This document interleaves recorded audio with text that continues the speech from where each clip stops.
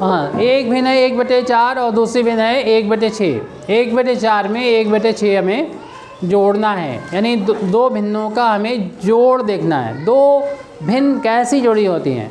हाँ, श्रेया मालूम है तुम्हें भिन्न किसे कहते हैं? जिसमें अंश भी होता है, जिसमें हर होता है, बीच में ये बटे का निशान होता है। तो एक भिन्न ये 1/4, दूसरी भिन्न है 1/6। दो भिन्न कैसे जोड़ेंगी? हमें इससे जोड़ने के कुछ नियम है, उस नियम के अनुसार चलना पड़ता है। वो नियम ये होते हैं कि आपको दोनों का हर समान बनाना होता है, यानी जितना हर इसका हो उतना हो इसका हो।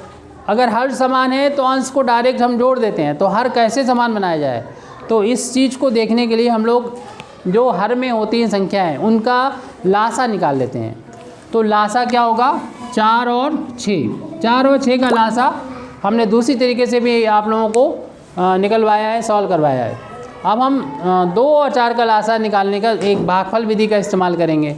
तो सबसे पहले 2 से भाग देंगे, क्योंकि 2 के पहाड़े में 4 आता है और 6 भी आता है। 2 का पहाड़ा हम नंदिनी कितनी बार पढ़ें कि 4 आ जाए? और कोई नहीं बोलेगा। 2 का पहाड़ा कोई नहीं बोलेगा, नंदिनी ने बता दिया है 2 बार। अच्छा, आप 2 का पहाड़ा हम कितनी बार पढ़ें कि और कोई नहीं बोलेगा कि 6 आ जाए? 2 का पहाड़ा कितनी बार पढ़ें कि 6 आ जाए?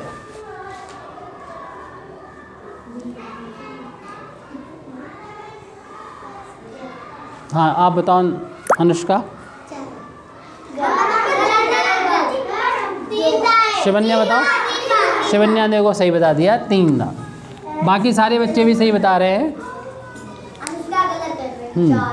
देखो, 2 का पहाड़ा 2 एकम 2, 2 दूनी 4, 2 तियाँ 6। तियाँ मतलब 3, 2 तियाँ 6 आ गया। 3 लिख दियो यहाँ पर, 6 आ चुका है, बस 3 यहाँ लिख दो। फिर हम 2 से भाग देंगे यहाँ पर, फिर 2 एकम 2 हो जाएगा। 3 में भाग जाता नहीं, 2 के बारे में 3 आता नहीं, तो 3 को ऐसे लिख देंगे।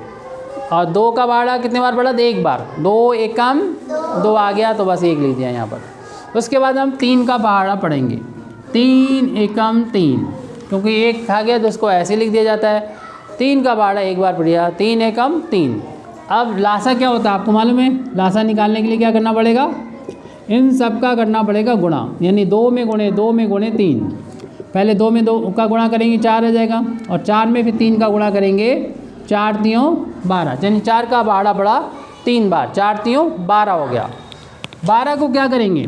देखो, अभी हमने एक बार लाइन करके बताया था, उस तरीके से ना करके अब हम ये कहेंगे कि ये जो लासा आया है, उस लासा के बराबर हम इन दोनों के हर को बना लेंगे।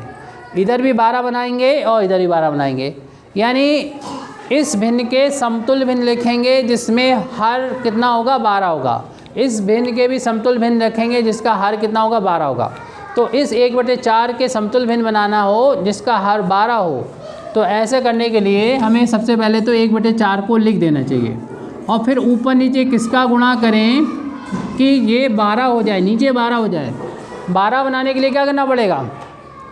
12 बनाने के लिए यहाँ पे किसका इंटू करना पड़ेगा, किसका गुणा करना पड़ेगा? आयुष बताओ। आयुष, यहाँ पर कितने से गुणा कर दें कि ये 12 हो जाए? 4 में कितने से गुणा कर दें कि 12 आ जाए? 3 से। Very good.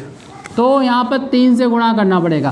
3 चक्कू 12 होते हैं, क्योंकि जो लासा होता है उसी के बराबर हम हर को बना लेते हैं दोनों भिन्नों का, यानी समतुल्य भिन्न यहाँ पर रख रहे हैं। तो 3 का ऊपर नीचे हमने गुणा कर दिया, क्योंकि जितने का हमने ऊपर गुणा किया उतने का ही नीचे गुणा किया है, इसलिए हिसाब किताब बराबर हो जाएगा। 3 से 3 कट जाएगा। इसी के बराबर ही भिन्न है, ये इक्विवेलेंट भिन्न है, ये समतुल्य भिन्न लिख दी है हमने। ठीक ठीक। हाँ देखो, प्लस का निशान है, आप लगा दो।